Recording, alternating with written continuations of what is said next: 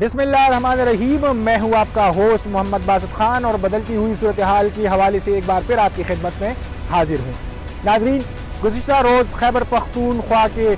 Police line में एक वाक़या पेश आया और सूबाई दारुल हुकूमत पेशावर की पुलिस लाइन में एक दहशतगर्द की जानिब से मस्जिद में धमाका किया गया, जिसमें से 100 से ज़ायद अफराद जो है वो शहीद हो गए, लेकिन सैकड़ों के अफराद की अगर बात की जाए वो उसमें से ज़ख्मी हो गए हैं। वाक़ई के बारे में मुख्तलिफ शीमी गुया भी हो रही है, कयास आराइयाँ भी हो रही है, लेकिन वाक़ई की हकीकत क्या है? कुछ लोग कह रहे हैं कि ये एक खुदकश बम्बार था जिन्होंने मस्जिद को, पुलिस लाइन की मस्जिद में धमाका किया और उसमें से कई अफराद को जो है, सैकड़ों अफराद को उसमें शहीद किया गया। लेकिन अभी ये बात भी सामने आ रही है कि ये एक ड्रोन हमला था और इस ड्रोन हमले में इस मस्जिद को भी शहीद किया गया और साथ में इसमें से जो अहलकार, पुलिस अहलकार या सिविलियन लोग थे, उनको भी शहीद किया गया।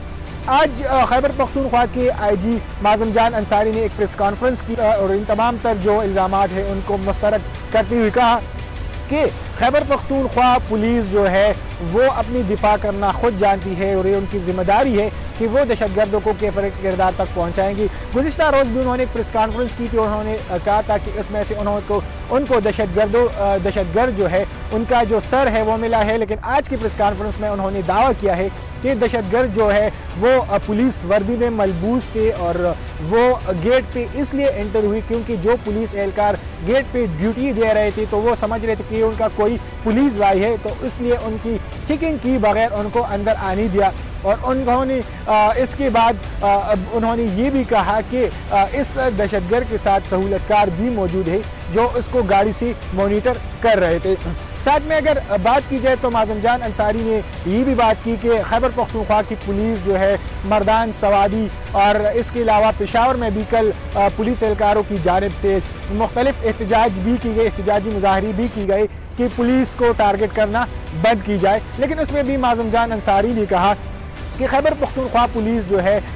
उनको गुमराह किया जा रहा है और ये मेरी अपनी बच्ची है और इनको ट्रीट करना, इनको समझाना मेरा फ़र्ज़ है और ये दहशतगर्दी के ख़िलाफ़ ये जंग जो है ये अब हमारी ज़िम्मे है और इनको हम बखूबी एहसन तरीके से इसको सुलझाना ये हमारा ही काम है। इस बात पे भी काफ़ी बहस व मुबाहज़ा हो रही है कि साल 2021 में जब अफ़गानिस्तान में तालिबान ने हुकूमत संभाली तो उसके बाद जो है वो पाकिस्तान में और बखुसूस खैबर पख्तूनख्वा में हालात मज़ीद कशीदा हो गए और जितनी भी तहरीक तालिबान पाकिस्तान है और इसके अलावा जितनी भी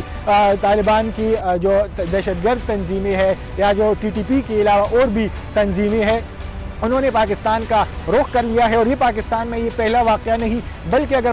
खैबर पख्तूनख्वा की बात की जाए तो तकरीबन अब तक 465 से ज़ायद हमले जो है वो खैबर पख्तूनख्वा में की गई है। और गुज़िश्ता दिनों की या चंद माह की अगर बात की जाए तो उन्होंने बनू, लकी मरवत, डेरा इस्माइल खान और सवात में भी इस तरह पुलिस को टारगेट बनाया गया। इसके अलावा चारसद्दा में भी पुलिस को जो है वो टारगेट बनाया गया। इन तमाम तर सूरत हाल के बाद खैबर पख्तूनख्वा की जो निगरान हुकूमत है उन्होंने फैसला किया है कि वो अब टारगेटेड ऑपरेशन करेंगे और इन दहशतगर्दों के जो ठिकाने हैं उनको मुकम्मल तौर पर ख़त्म करेंगे। बाद में जब पेशावर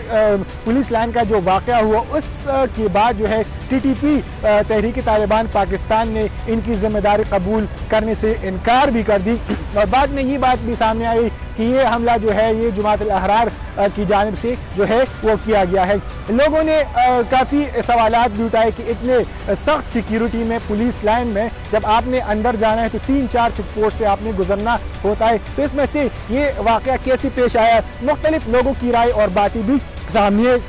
इसके अलावा अगर पाकिस्तान की वज़रा की बात की जाए तो राना सनाउल्लाह वफाकी वज़ीर दाखिला और इसके अलावा ख्वाजा आसिफ की जानिब से भी कई सवालात जो है वो सामने आए और उन्होंने अफ़गान हुकूमत पर भी उंगलियां उठाई, जिसके जवाब में कल जो है अफ़गान की जो वज़ीर ख़ारिजा है अमीर मुत्तकी, उनका भी रद्द-ए-अमल सामने आया। उन्होंने एक प्रेस कॉन्फ्रेंस में अफ़गानी मीडिया से बात करती हुई कहा कि अफ़गानिस्तान जो है वो कभी भी पाकिस्तान को अपने सरजमीन, जो पाकिस्तानी सरजमीन जो है उनको दहशतगर्दी के लिए इस्तेमाल नहीं करेंगे और अब दोनों ममालिक जो है वो एक बरादराना ताल्लुक़ चाहते हैं। और उनका यही भी दावा था कि अगर पाकिस्तान में अफगानिस्तान की वजह से दहशतगर्दी है तो अगर सरहदात को देखा जाए तो चीन और इसके साथ उज़्बेकिस्तान, ताजिकिस्तान, उनकी सरहदात भी अफगानिस्तान के साथ वाक़या है, तो फिर वहाँ भी दहशतगर्दी का एक बड़ा वाक़या क्यों सामने नहीं आता। और उन्होंने तमाम तर इल्ज़ामात को जो है वो मुस्तरद किया है और उन्होंने ये भी एक सवाल उठाया है कि हमने 20 साल की तारीख में कभी भी इतनी बड़ी खुदकश जैकेट या इतनी बड़ी बम धमाका नहीं देखा जिसमें से पूरा मस्जिद जो है वो मसमार हो जाए और इसमें से सैकड़ों की तादाद में लोग जो है वो शहीद हो जाए। उन्होंने पाकिस्तान पर भी कई सवालात उठा दिए हैं कि वो अगर अपने अफगानिस्तान पर उंगलियां उठाएंगे तो वो अपने सरहदात की खुद हिफाजत करे और अपने मुल्क में जान के देखे कि ये हमले कौन कर रहे हैं। नाज़रीन, ये थी जो ताज़ा तरीन सूरत हाल, इससे हमने आपको आगाह किया। अब इससे बाद में क्या होगा या नेशनल एक्शन प्लान पे अमल दरामद होगा या नहीं। इसके अलावा रात को भी इमरान खान की जानिब से प्रेस कॉन्फ्रेंस की गई। उन्होंने भी कहा कि मुझे खतरा था कि साल 2021 और 22 की जो सर्दियों के मौसम है ये ख़तरनाक जो है साबित हो सकते हैं और उसमें से कई बड़ी कार्रवाई जो है वो सामने आ सकती है। इसके अलावा खैबर पख्तूनख्वा की जो साबिक़ा तर्जुमान थे बैरिस्टर सैफ, उस पर भी लोगों ने काफ़ी तनकीद की कि वो जो है उन्होंने तालिबान को जो है वो रिहा किया और उनके बड़ी बड़ी लीडर जो है उनको रिहा किया, जिसमें से महमूद खान और मुस्लिम खान भी शामिल है, जिस पे 30 और 35 से ज़ायद अफराद की कत्ल के मुकदमात भी दर्ज थे। लेकिन उन्होंने भी तमाम तर इल्ज़ामात को मुस्तरद कर दिया। उन्होंने कहा कि तालिबान के साथ डायलॉग हुई थी और अफगानिस्तान में वो खुद गए थे। उस अफगानिस्तान में इस मुज़ाकरात में साबिक़ा वज़ीर-ए-आज़म इमरान खान भी इस मुज़ाकरात में शामिल थे। उन्होंने कहा कि इनके साथ तब तक डील होगी जब ये हथियार ना डाल दे। लेकिन TTP की जानिब से कुछ तहफ़्फ़ुज़ात थी और वो कुछ मुतालबे कर रहे थे जो रियासत पाकिस्तान और आइन के बिल्कुल मुनाफी थी, जिसके बाद उनके साथ वो डायलॉग जो है वो बंद हो गई और उसके बाद खैबर पख्तूनख्वा में और पूरे मुल्क में जो है इमरान खान की हुकूमत भी ख़त्म हो गई। तो मुज़ाकरात जो है वो जू की तू रह गई। खैबर पख्तूनख्वा की अगर बात की जाए तो एक बार फिर